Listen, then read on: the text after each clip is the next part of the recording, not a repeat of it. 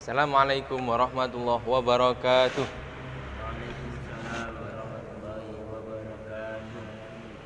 Sebelum kita mulai pelajaran hari ini, mari kita berdoa terlebih dahulu agar pelajaran hari ini bisa bermanfaat dunia dan akhirat. Al-Fatihah.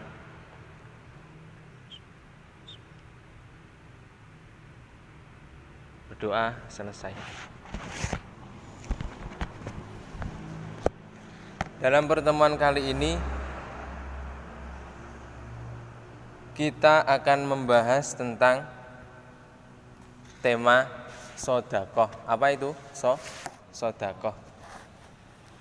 Dalam pembelajaran kali ini ada 5 subbab, yakni pengertian sodakoh, hukum-hukum sodakoh, dalil-dalil sodakoh, rukun sodakoh, dan yang terakhir ialah hilangnya pahala sodakoh. Dalam tujuan pembelajaran kali ini, kalian diharapkan bisa memahami dari pentingnya sodakoh, mengetahui hukum-hukum sodakoh, memahami dalil tentang sodakoh, rukun sodakoh, hilangnya pahala sodakoh, dan memahami seberapa pentingnya sodakoh. Sebelum kita memulai, mari kita absen terlebih dahulu. Yang pertama, Mas Roju, Mas Zaki, Mas Rifal. Oh, mboten tembudi Mas Rifal. Tembudi, izin tembudi. Sakit. Izin kok sakit. Mas Ulum. Alhamdulillah hadir semua. Oh iya, itu Mas Roju. Kenapa kok kaosan? Lain kali di pertemuan yang akan datang, yang sopan ya, yang berkerah. Oke?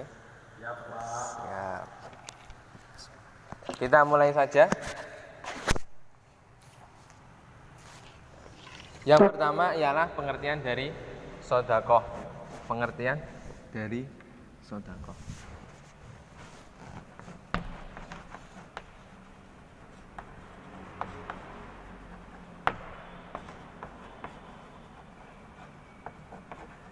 Apa itu sodakoh? Mungkin dari kalian sudah ada yang tahu? Belum? Sodakoh itu berasal dari kata sidqu. Berasal dari kata sidqu yang berarti benar. Benar di sini yang dimaksud ialah segala perbuatan dan serta disertai dengan keyakinan. Benar di sini yang dimaksud ialah segala sesuatu perbuatan, ucapan disertai dengan keyakinan. Itu sodakoh menurut bahasa. Kalau menurut istilah ialah, mungkin ada yang saya tahu, menurut istilah, sodakoh menurut istilah ialah penyerahan hak milik kepada orang lain yang diberikan tanpa imbalan suatu apapun, yang semata-mata hanya untuk mencari ridha Allah. Niku secara istilah, semata-mata hanya untuk mencari ridha Allah. Itu secara istilah. Di dalam Al-Quran sudah dijelaskan, sodakoh itu juga satu kata terhadap zakat. Dalam Al-Quran surat At-Taubah dijelaskan bahwa khudz min amwalihim shadaqatan tutahhiruhum wa tuzakkihim bima wasalli alaihim inna sholataka sakanun lahum wallahu samiun alim. Artinya, apabila zakat dari sebagian harta mereka, dengan zakat itulah kamu membersihkan dan mensucikan mereka. Yang dimaksud dalam Quran surat At-Taubah ini ialah sodakoh itu bisa menjadikan bersih dirine sampean.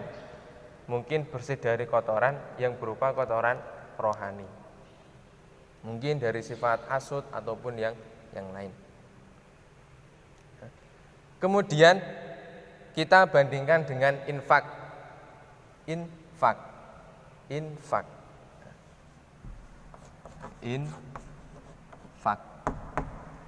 Seseorang ataupun beberapa ulama, sedekah dengan infak itu mereka memandang ada yang berbeda dan ada yang sama. Tapi di dalam keduanya niki para ulama juga sudah menentukan kadarnya. Sedekah dan infak ini perbedaannya ialah ketika dalam makna sedekah, maka sedekah ini lingkupnya lebih luas dan umum. Itu makna dari sedekah. Contohnya apa? Nah, contohnya ialah ketika kita tersenyum, ketika senyum kita sudah menjadikan manfaat bagi orang lain, maka itu juga termasuk sedekah. Contohnya lagi, ketika kita berjalan di suatu jalan, ada kerikil atau batu di tengah jalan, kita singkirkan. Lah, ketika kita menyingkirkan itu ada manfaat untuk orang lain, disitulah juga dimaksud dengan sedekah. Sedekah bermakna lebih luas. Kalau infak itu sedekahnya ialah seperti ketika kita menerima rizki lalu kita berikan kepada orang. Kalau persamaan dari keduanya ialah ketentuan atau kadarnya atau jenisnya tidak ditentukan. Itu persamaannya sedekah dengan infak. Dari sini sudah dapat dipaham? Sudah. Kita lanjut ke subbab yang kedua ialah hukum sedekah. Hukum sedekah. Dari kalian mungkin ada yang tahu hukum dari sedekah? Sunnah, Mas Roju? Sunnah, Mas Zaki? Sunnah. Di dalam hadis ataupun Quran dijelaskan bahwa hukum dari sedekah ini ialah sunnah muakkad. Sunnah muakkad, bukan hanya sunnah, tapi sunnah muakkad, yang berarti sunnah ini dianjurkan, sangat dianjurkan. Tetapi dalam konteks lain, dalam kondisi lain, sedekah ini bisa dihukumi wajib ataupun sunnah ataupun boleh. Contohnya, ketika ada seseorang yang datang kepada kita yang meminta makan, yang datang tersebut orangnya tidak mempunyai apa-apa sama sekali. Nah, dalam kondisi tersebut, di situ kita mempunyai makanan itu, maka kita wajib memberikan makanan tersebut. Nah, di situ sedekah hukumnya menjadi wajib. Dalam surat Al-Baqarah dijelaskan bahwa laisa 'alaika hudahum walakinallahu yahdi man yasha wa ma tunfiqu min khairin fali anfusikum wa ma tunfiquna illa ibtigha wajhillah wa ma tunfiqu min khairi yuwaffa ilaikum wa antum la tudlamun.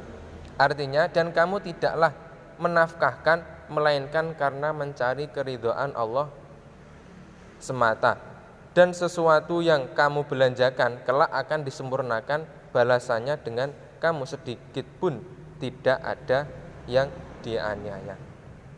Dalam arti ini ada kata-kata melainkan kamu mencari ridha Allah. Nah, kembali lagi ke definisi pengertian dari sedekah. Ialah menyerahkan hak milik kepada orang lain, tanpa meminta imbalan sedikit pun, dan kita mencari ridha Allah atau mencari ridha Allah semata. Sinkron dengan pengertian yang tadi. Dalam Quran surat Al-Yusuf dijelaskan juga wa tasaddaq alaina innallaha yajzil mutasaddiqin. Dan bersedekahlah kepada kami, sesungguhnya Allah memberikan balasan kepada orang-orang yang bersedekah. Di sini dimaksudkan bahwa ketika sampean sedekah, rizkine sampean tidak akan habis. Itu sejatinya dari sedekah. Dari hukum sedekah sudah dapat difahami? Paham? Kita lanjutkan yang ketiga. Dalil dari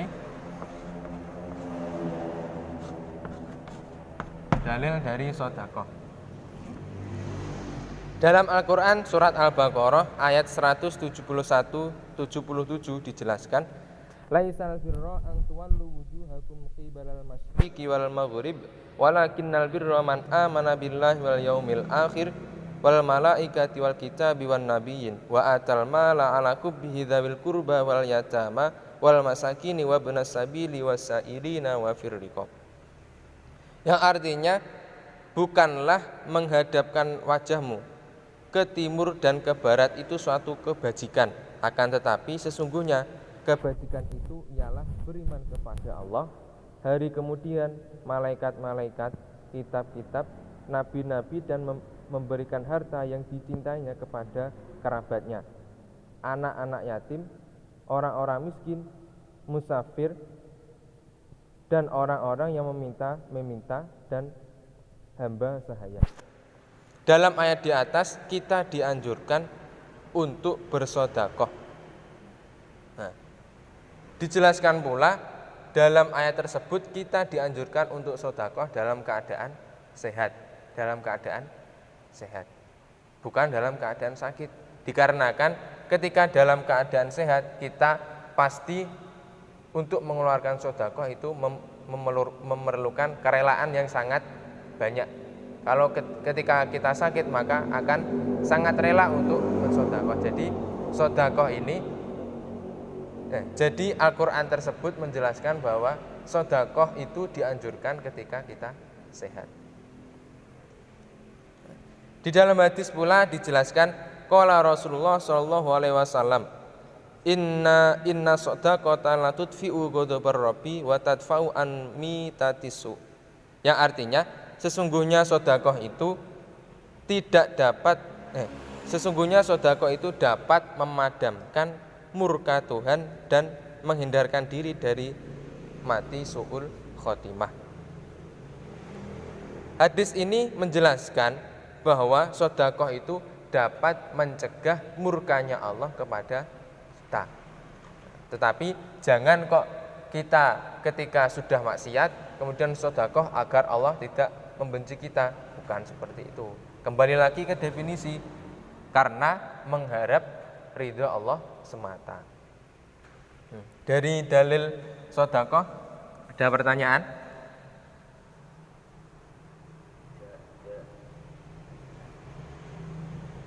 Kemudian kita lanjutkan yang keempat, ialah rukun sedekah.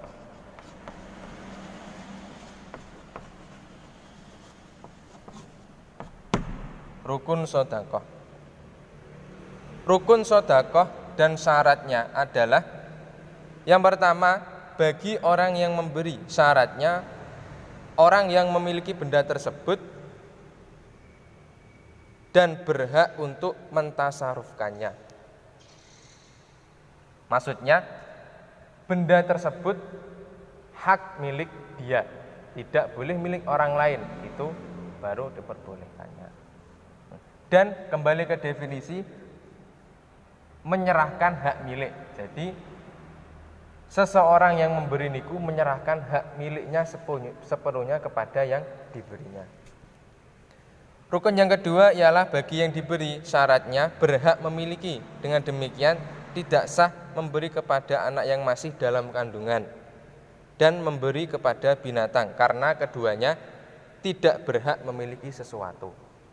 Jadi seseorang yang kita beri maka wajib memiliki benda tersebut, wajib memiliki hak milik tersebut. Yang ketiga ialah ijab dan qabul, pernyataan pemberian dari orang yang memberi, dan sedangkan qabul ialah pernyataan penerimaan dari orang yang menerima. Dari rukun sedekah sudah dipahami. Kita lanjutkan yang kelima, ialah hilangnya pahala sedekah.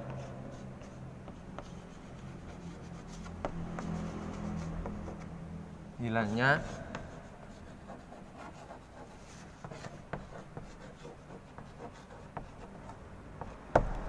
hilangnya pahala sedekah. Dalam surat Al-Baqarah ayat 264 yang berbunyi, ya ayyuhalladzina amanu la tubtilu shadaqatikum bil manni wal adza kalladzi yunfiqu malahu ria'an nasi wa la yu'minu billahi wal yaumil akhir famathaluhu kamasali safwan alaihi turab fa asabahu wabilun fatarakahu salda la yaqdiruna alaihi syai' mimma kasabu wallahu la yahdil qaumal kafirin.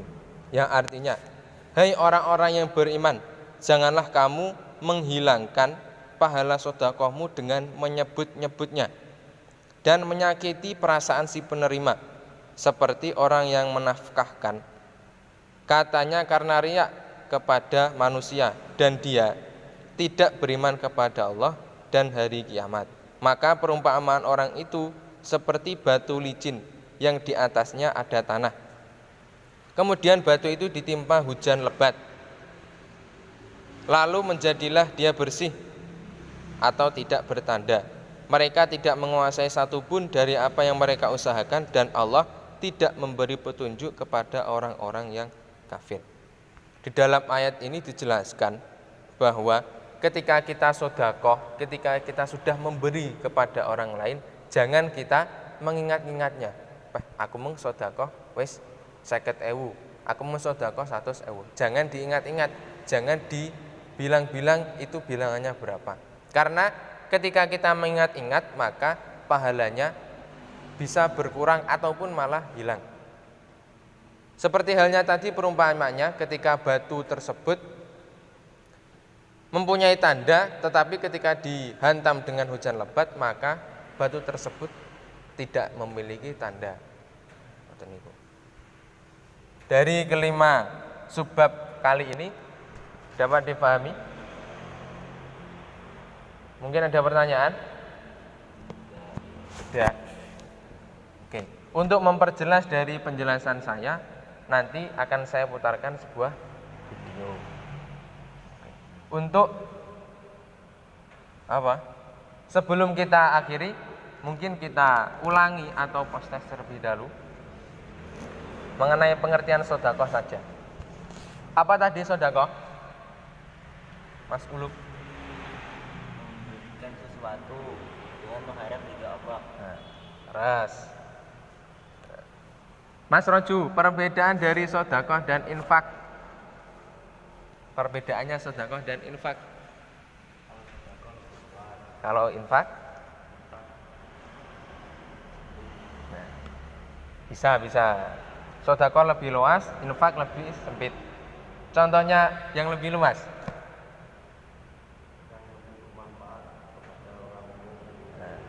Yang dimaksud lebih luas ialah yang ketika pemberian kita bermanfaat bagi orang umum itu sudah termasuk sedekah. Sudah paham. Sebelum kita akhiri, ada VR. Ada VR untuk kalian. Buka halaman 16. Nah, itu ada soal yang berjumlah 10. Nanti sampean kerjakan, besok dikumpulkan. Oke, jangan mencontek, nggih.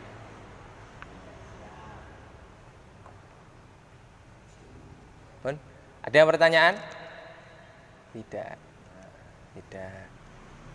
Oke. Pelajaran bisa kita akhiri. Pelajaran kita akhiri dengan bacaan alhamdulillah. Alhamdulillahirabbil alamin. Sekian dari saya. Assalamualaikum warahmatullahi wabarakatuh. Kulo niki nate nglakoni niki bolak-balik niru Sayyidina Ali. Pokoke sampean tak ijazahi kudu tahu, sak urip-urip kudu tahu. Nek takoki pangeran pokoke wis tahu nggih, pokoke wis napa? Tahu. Sayyidina Ali nek duwe dhuwit ku 4. Dadi misale duwe dhuwit 100.000 iku dibagi 20.000. Paham kan ya dibagi pinten? 20.000. Nah 1 juta dibagi 4. Mun kula pun nate nglampahi. Di dhuwit 200.000 sing 50.000 tak kekno wong jaron. Wis berarti sitok nglakoni sedekah alaniyah. Sing 50.000 tak kekno sirron. Berarti wis 100 alaniatan mbek siron. Sing sitok lailan, sing sitok nahar. Kok Sayyidina Ali nu wancen wong riyen nu merhatekno Quran sampai ngoten. Alladzina yunfikuna amwalahum bil-laili wan nahar sirra wa alaniya. Jadi Sayyidina Ali anggere ape sedekah ngitung. Aku gak bengi wis sedekah. Wis berarti lailan wis. Yunfikuna amwalahum bil-laili tapi rono durung wan nahari. Engko sirron.